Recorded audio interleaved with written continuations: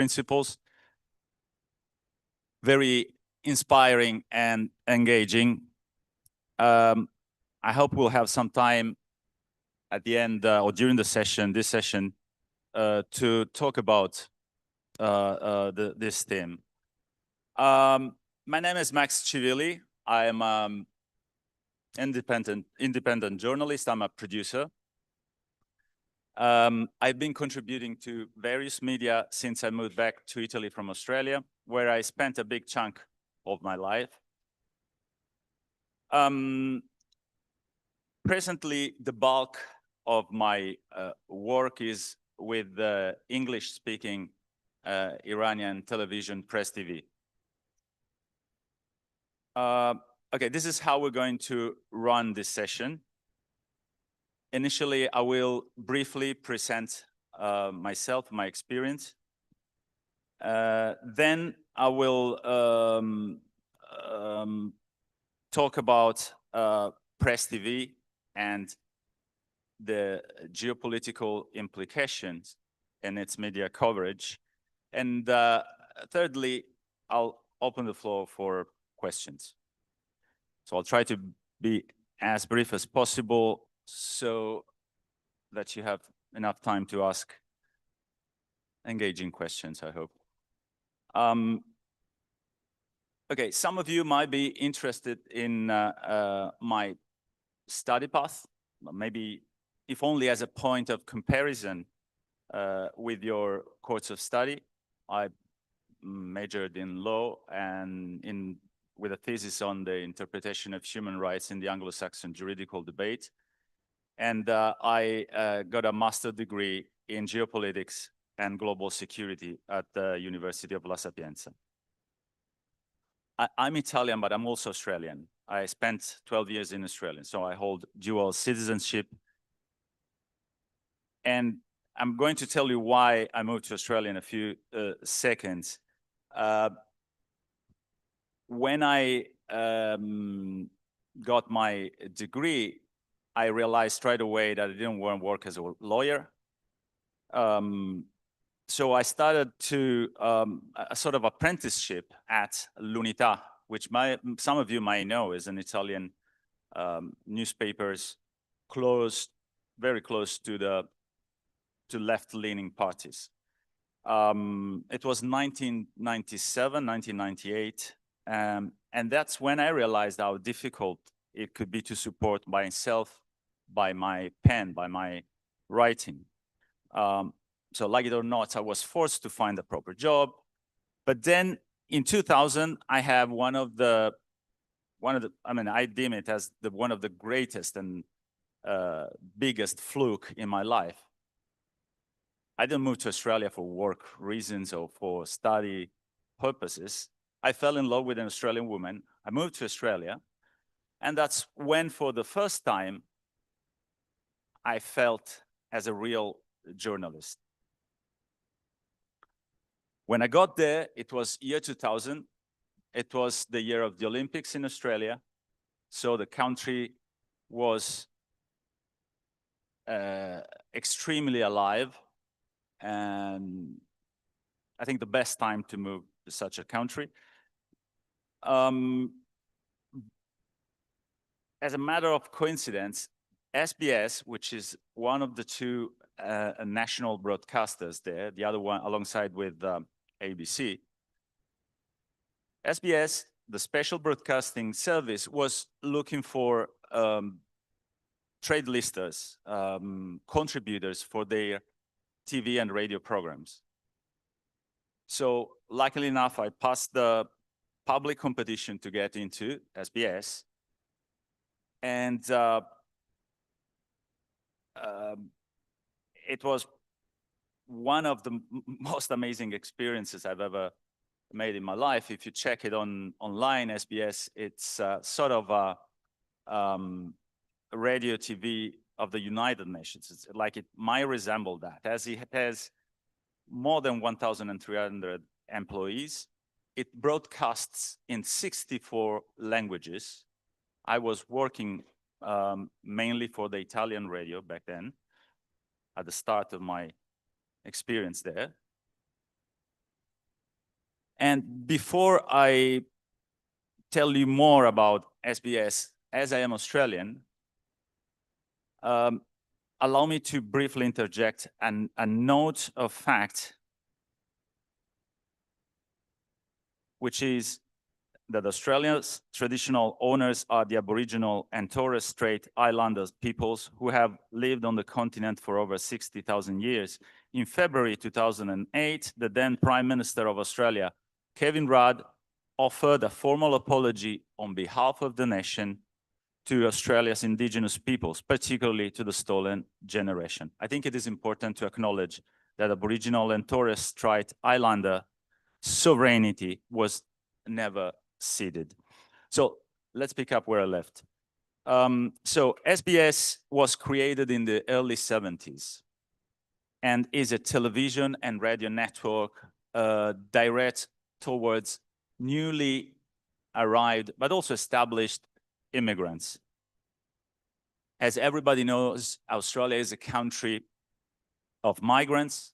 It's a diverse, multicultural society with about 30% of its population born overseas and a further 20% having at least one parent born overseas. As I said before, SBS broadcasts in more than 60 languages, Italian, French, German, Croatian, but also languages you probably, I had them back there, never heard of before, like Kannada or Urdu or Tamil. So it really felt enriching working there.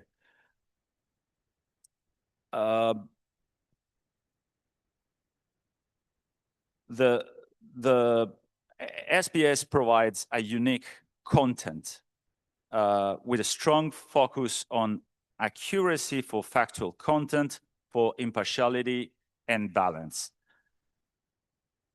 And it was a great training ground for a young Italian coming from a very, let's say, back then I would say dull journalistic environment to grow up in such an amazing space.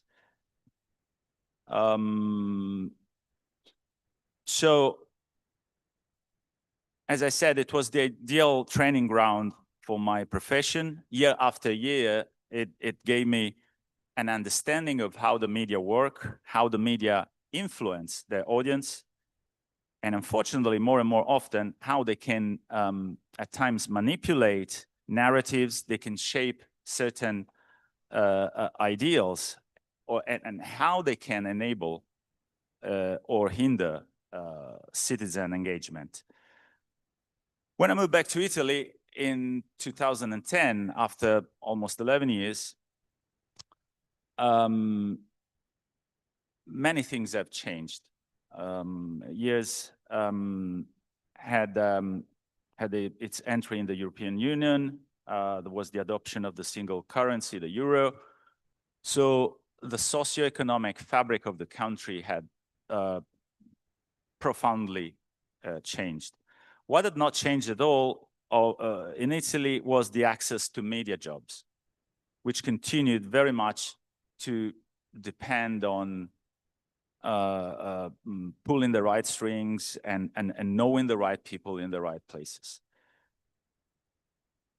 After about a year, I was contacted by the English-speaking Iranian state outlet Press TV, and they were looking for somebody based in Rome who could produce news reports and documentaries on Italy's politics and current affairs.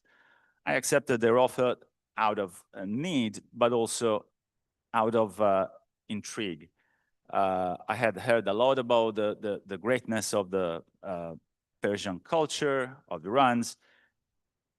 And it was mid-October 2011 when I filed my first report for them. It was 14 years ago.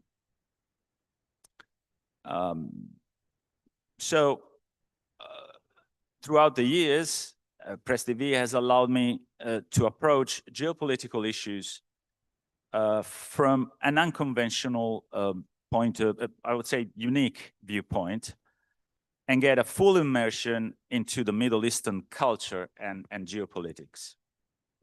And this takes us to the second section of my intervention, which focuses on how news are selected and presented in press TV's news bulletins, talk shows, documentaries, and in-depth programs. And also on how the channels, the channel reflects the geopolitical priorities and aspirations of the country.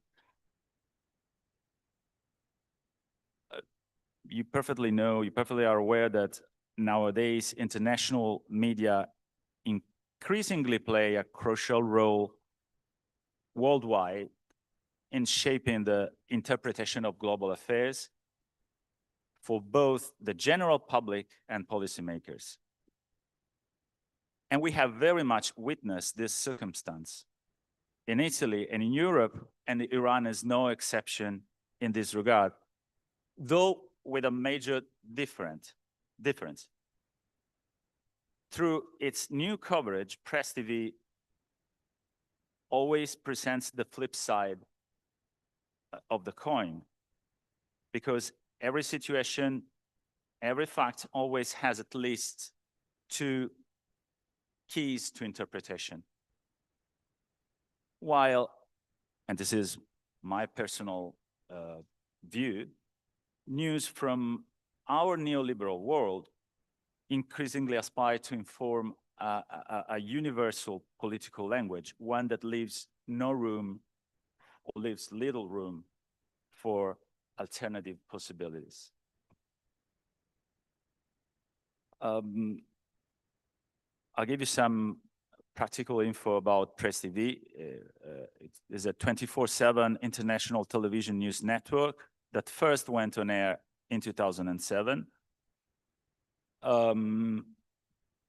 This is a quote from the website. Press TV came into existence to demolish the Western deeply flawed narratives and grossly unfair coverage of Iran and the Middle East. This is from the website.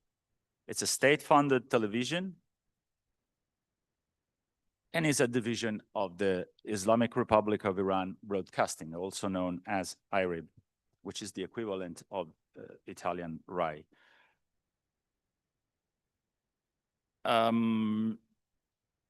The term, or the terms, Middle East. Press TV and other media based in the region are of the idea that the Middle East is a term coined by Western powers, and they view it as a relic of colonialism. And they use West Asia instead as an alternative name that reflects the regional, let's say, regional perspective. The channel's motto is Press TV, the voice of the voiceless. So the broadcaster tries to provide an outlet for countries, people, and political groups that usually cannot get their voice heard on the international level. So Press TV tries to cover stories that the so-called mainstream usually overlook, underreport, or even, let's say, misrepresent. A case in point is the current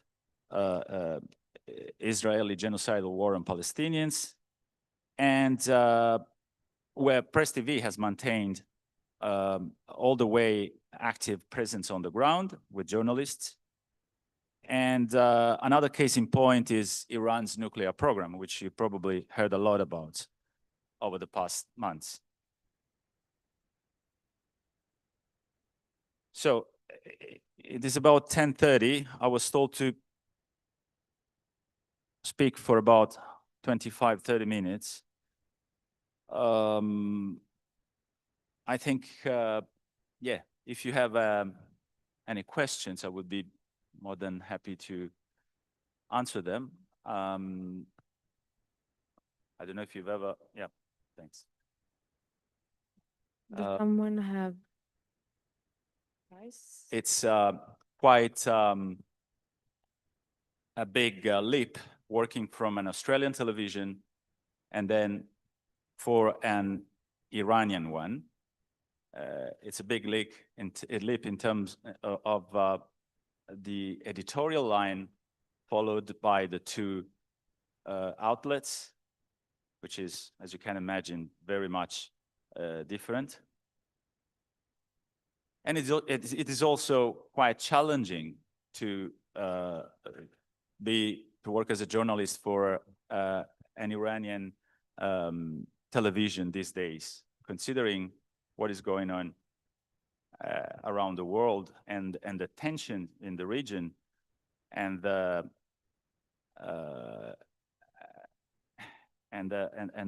mainstream media narrative, which is generally very aggressive with when it comes to Iranian stuff.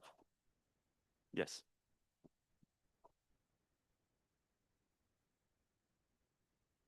So, hello, I'm Usama, I'm from Morocco, and my question is, during your career, had any institution, anyone, either in Australia or in Iran, pressured you to say something that may go against your opinion or against the professionality and the ethics of journalism? Thank you. Yeah, thanks for the question.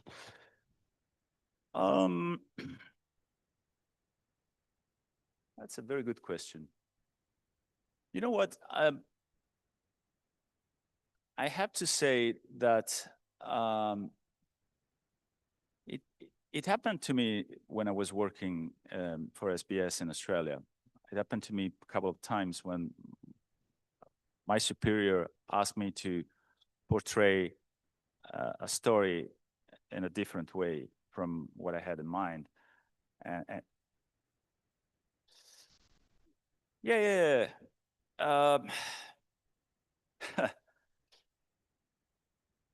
It was about, let me remember, it was about Russia. Yeah. And, you know, things were gradually changing back then. It was, I think it was 2007 or 2007. And maybe some of you remember when the Russia's president Vladimir Putin spoke in Bonn, not in Bonn, in Munich, at a conference in which he slammed the West for its pressure on, they were already pressuring Ukraine. And so he said things cannot go any farther this way, and relations are going to be damaged if the West continues this way. And I remember I wanted to report exactly on this issue, now the risk of putting too much pressure on Ukraine and on the new form of Russia that had sparked from the dissolution of the USSR. And I remember one of my superiors said, "Why do you want to do that?" Well, because that's what he said. He's quite concerned about what is going on in Ukraine, and it was already, it was 2007, so 7 years later, clashes between the newly formed Ukrainian government and the people from the Donbas region and the Lugansk erupted, and then in 2022, as a result, we had the start of the war. So I remember, yeah, on that occasion, I was asked to restrain myself in a way and just report the news as it had been written by our newsroom. That was one time, and the other time was at the very beginning of my experience with Press TV, I remember when I used to report on issues linked to Israel, I used to call it the Israeli government. And they said, no, you don't, we prefer you don't call it Israeli government. And I said to them, but why? It's a government. We don't call it that way. But anyway, in the past, they also introduced the term Zionism, which is very, very present in today's narrative as well. So yeah, sometimes I had some little friction, but yeah, little things, and unfortunately, I haven't been really guided when preparing reports. Sorry? Oh, yeah, but I mean, you know, superiors, your editor-in-chief or the head of the newsroom sometimes have editorial line to follow. I perfectly understand that this happens all the time. But I remember in that case, I think he was wrong. Yeah, well.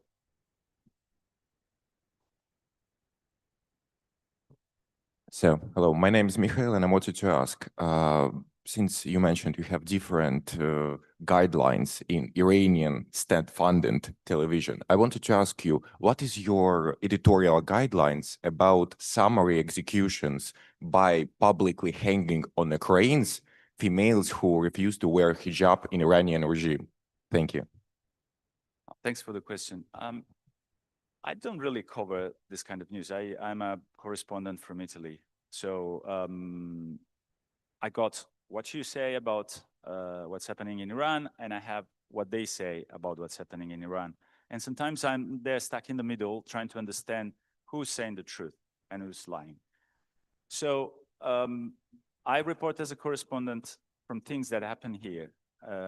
So I never really filed any report on that particular issue. I told you, I'm in two minds.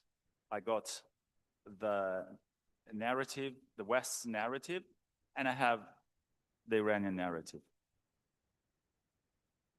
I'm there, listening to both, not taking side.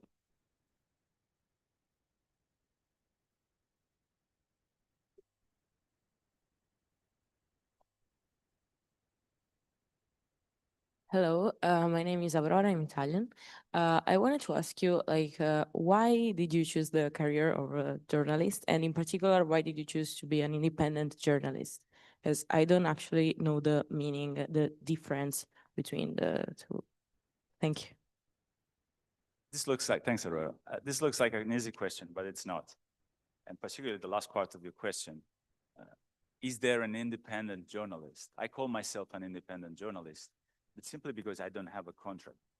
That's why I call myself independent, because I can work for whoever I want. I chose to be a journalist. I don't remember why, but I was, I don't know, 6 or 7, and I kept writing stuff about Italian football. And I really loved it. And my relatives loved it as well. So I was quite good at it. And I used to have very good memory. And so I remember I was, I don't know, maybe in year scuole medie, okay, year 6, 7. And the master of the school told me, Max, you're not really good. You can see you got sufficiente, you got C. What do you want to do? You have to be an informatic. You have to go to and study informatics or technology. But I said to him, look, I like writing. And he insisted with my parents. And so I had to enroll in a school of informatics, in Italiano is Istituto Tecnico Industriale. And that's when I said to myself, after a year or two, I said to myself, no, this is not my stuff. I'm going to finish it off, but I want to be a journalist, and I want to do what I'm best at. But yeah, and this is a very cheap advice that I give to everybody here. Just always follow your inner voice. And no, I don't think that. So, sorry, talking about independence, talking about independent journalists. Yeah, every journalist has to follow an editorial line, even if it's a freelance, even if it's a. So, the term independent is very much linked to the fact that I can work, as I've been doing for a long time. I can work for several different outlets. I even wrote an article for il giornale, which I deem distant, I don't know, as a galaxy from my viewpoint on political issues. So yeah.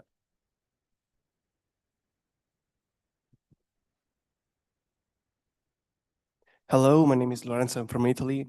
I was wondering actually, how different is a journalist's job in, for example, between Australia and New Zealand? Because I know it has some differences, but yet they're so close. So I wonder like how their outlets different to each other, how they work. And that's my question.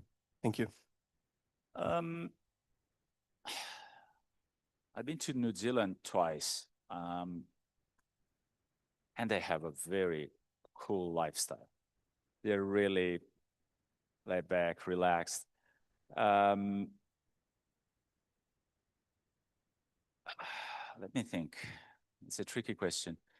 I think the geopolitical projection of Australia in the region is much bigger than that of New Zealand. So this tells you how some news are covered in Australia and how they are covered in New Zealand. For instance, the migration issue, it's been really central to Australia's politics for more than I think 2 decades. I don't know if you've ever heard about what was the name of that operation? Well, Australia was really strict with the migrants coming, particularly from Southeast Asia, and still is. They used to put them in detention centers, not only in inland, but also in the little islands around Australia, Manus Island, Nauru, and they spent sometimes 10, 15 years there waiting for the destiny to be decided elsewhere. So Australia has a different, it's a different country. It's much bigger. The population is not huge. It's just 26 million, and Australia is much bigger than Europe.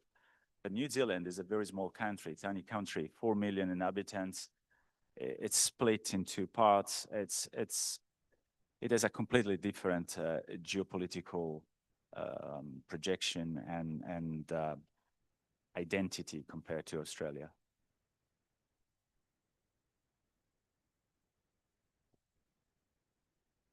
Hello, thank you for your speech. My name is Theodore. I had a question. When you were writing for an Iranian media about Italy, what kind of information were they looking for?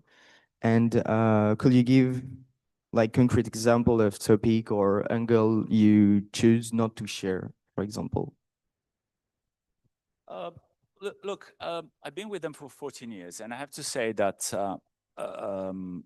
the themes I picked have changed greatly.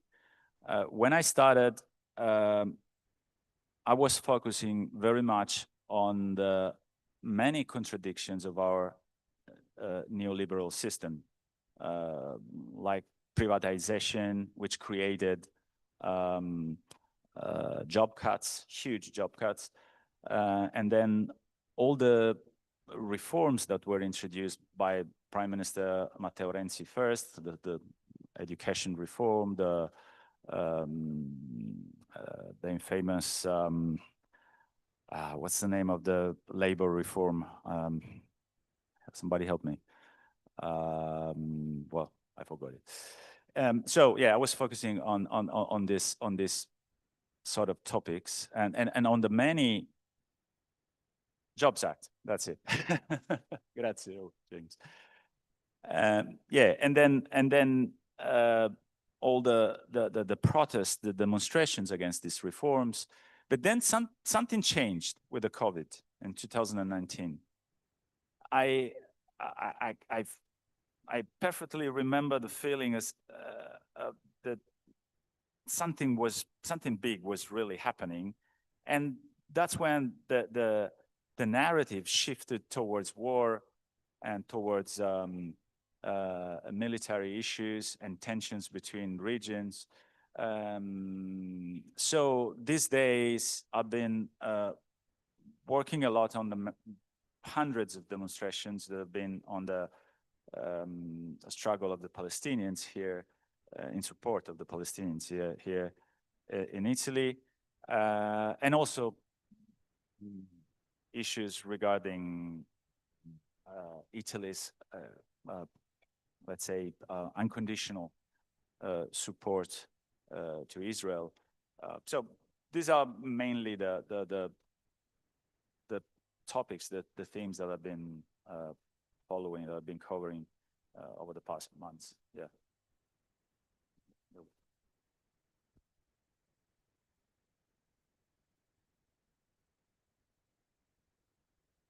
Thank you for your presentation. I just have two really quick questions.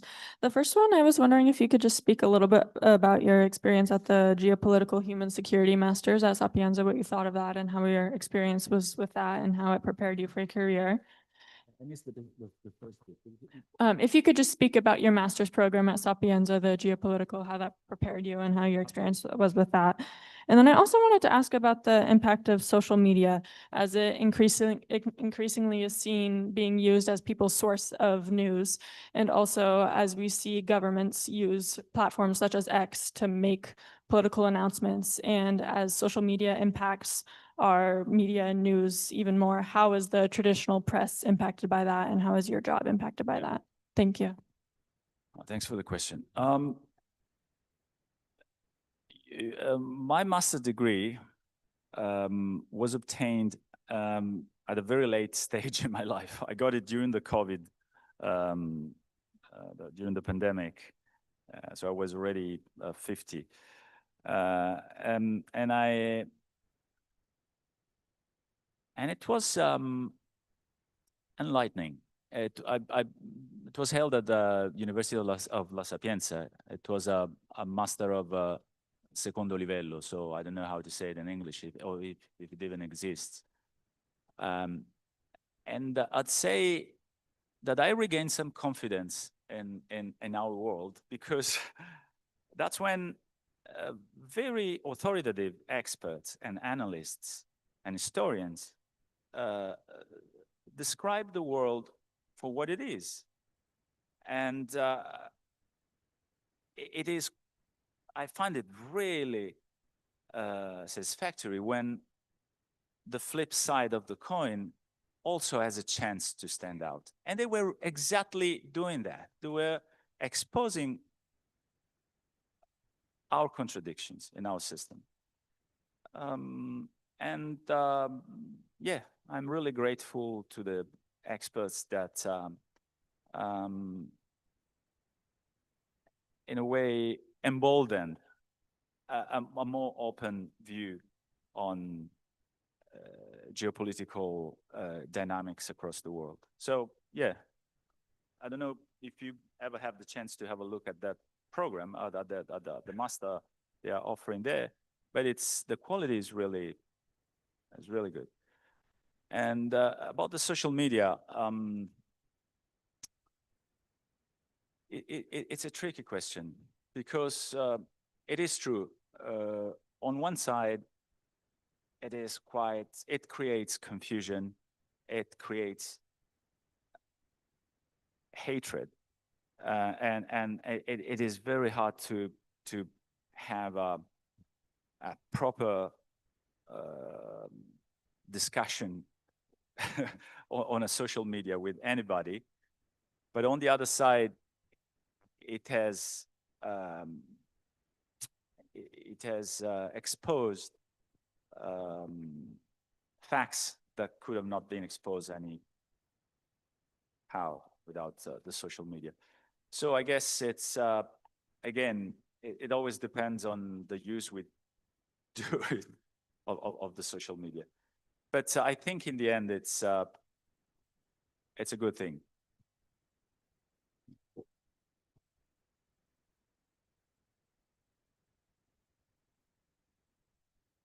Hello, Beck.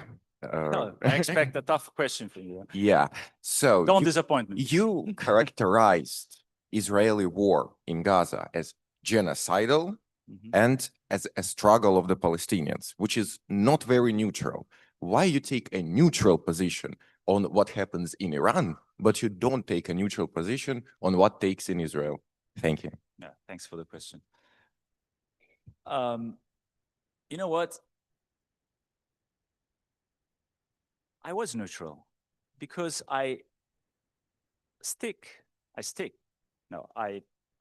used a definition from the United Nations, which actually envisages genocide in the occupied Palestinian territories.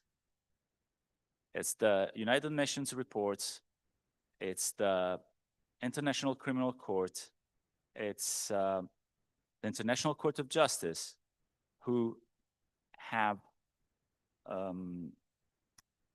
said that Israel is possibly committing a genocide in the occupied Palestinian territories. So I stick to international norms and I talk through them. I believe in the international norm system, which has been really damaged by the politics also of Israel, not only of Israel, also by other countries. But I truly believe that that's the highest point we have reached in terms of joint growth, human growth. You wanted to, yeah.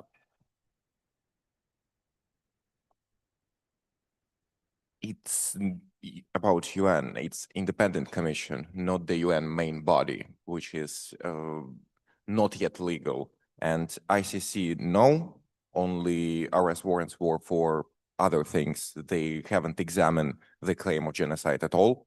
And ICJ used the term plausible, which doesn't have the same sting to it as possible. It's basically international equivalent of the grand jury. And as you know, in most systems like grand jury grant 95% of all trials, it doesn't mean anything particularly. So it's not as strong. Right, it doesn't mean anything because there's no enforcement. So no. The yeah. term plausible in itself isn't equivalent to possible. It's just there is enough evidence to make a case before the court. Okay. So the United Nations is not a partial, what did you say? It's not United Nations, one of the bodies of the United Nations, not the United Nations itself. And there's, it wasn't even the United Nations Human Rights Committee as a committee. It was a body inside committee, which was the advisory body on the situation in the occupied Palestinian territories. There is a long name for it, which a lower and advisory instance. They don't make a final judgment on this. It has to be done by the court system, and they haven't produced anything yet. But that, you see, it's you're talking about the United Nations rapporteur Francesca Albanese's work on the what she calls genocide in the occupied Palestinian territory. Are you talking about that? No. I'm talking about this claim was produced by an independent committee. So she is a separate special rapporteur, but she is not a committee. There is another. She was appointed by the United Nations. So yeah. So there is a complicated UN structure, but there is like two bodies I don't want to make that it oversee it in Yeah. United Nations Committee for Human Rights, which visibly actually not everyone is even a part of. But look, yeah. you even have Israeli human rights organizations who call it genocide. So if you are not satisfied with what the International Court of Justice says or what the United Nations says, I respect it, but we disagree. which is part of the growth, our growth. Thanks.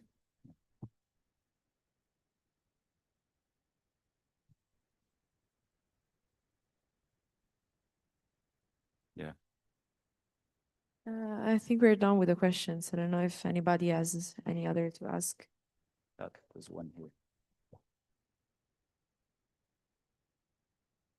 So it's me again. So, I have a kind of ethical question.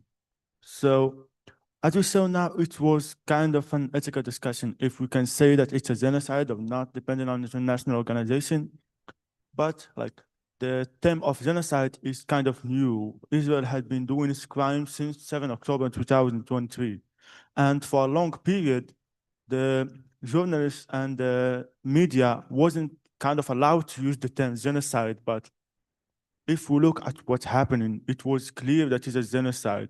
In Gaza, they were targeting no one but civilians, and maybe one or two Hamas guys, and 50 children, 50 women.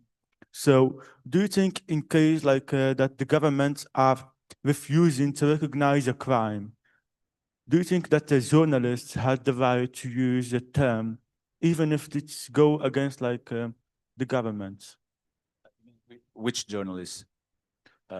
You mean the journalists? I didn't get the first part of the question. I mean, ethically, like if in case, let's suppose that the United Nations didn't consider that what happened in Gaza is a genocide, but we see clearly it's a genocide. For political reason, didn't recognize it, let's suppose. Do you think as a journalist, you have an ethical obligation to say that it's a genocide? I think it's very much linked to the theme of this festival, because the cost of principles can be read, this inspiring theme can be read two ways. So how much a compromise between interests and I think I wrote something here. Yeah, how much a compromise between like balancing values and interests can cost you. But you can also read it in a different way. What's the monetary cost of your principles? And I do respect both views of and both analysis of this of the theme of today's theme. It's, to me, some journalists or some professionals prefer to be happy with what they're paid and say the things that they are told to say. Some of them really do believe in what they say, that it's not a genocide, that the Palestinians are not targeted, the civilians are not targeted by Israel. But those who are happy with what they get for writing or not reporting certain facts, I mean, it's not for me to judge them. So it's their choice. No.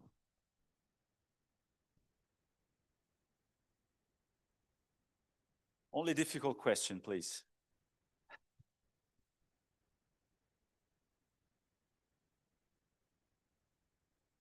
Hello, my name is Gabriella. Thank you for your speech.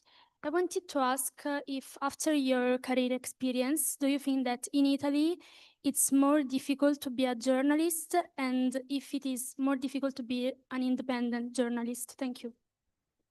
Thanks for the beautiful question. In Italy, it's very hard to be an independent journalist.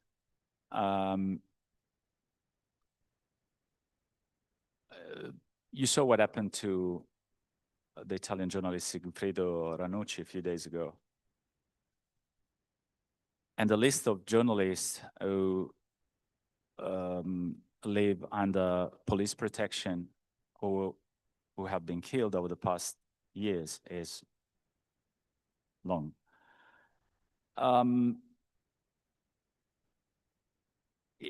it is very hard to be a journalist here because of, for many reasons. I'll try to say, to name a few.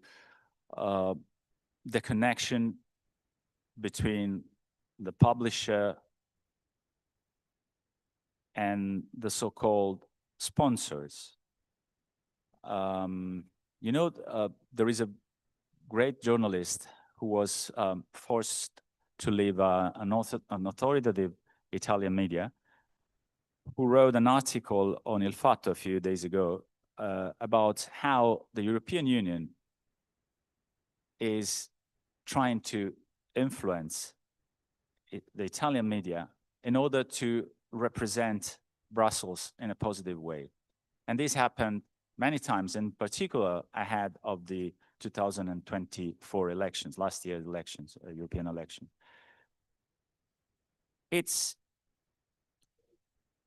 You can't receive, if you are the watchdog of the politics, you can't receive money from the dog that you're watching. And this is one of the many issues that affect the Italian journalism. Also, the way journalists' positions are assigned very often through politics. That's another huge problem. So, yeah, absolutely. It's not easy to be a journalist. And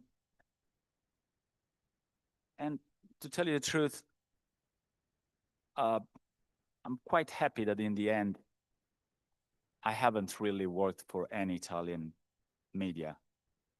I'm 55, so I don't know, probably I will never be able to retire, considering how things are rapidly changing. But I'm quite happy with the fact that I always wrote what I thought I had to write about certain issues. And I did also do some work with Il Manifesto for 10 years in Australia. I used to write, I used to contribute with articles from Sydney, from other Australian cities, but little things. So, yeah, I think it's a very complicated environment, very, very much.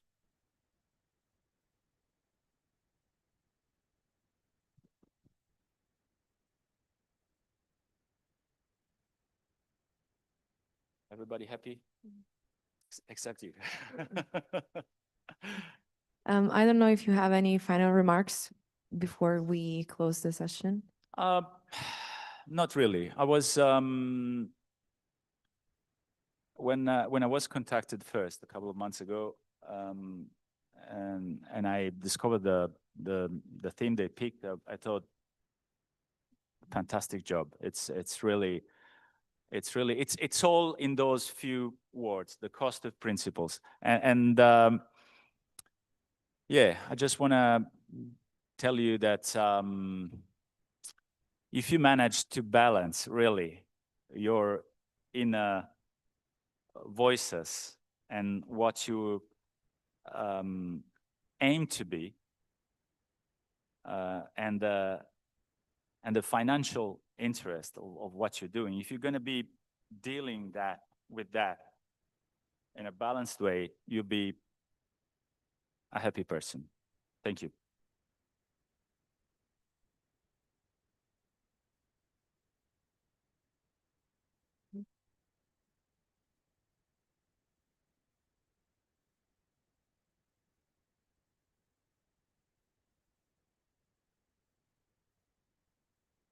Okay, guys, for those who haven't signed the attendance, can you just stay here and go to Giorgio? Okay.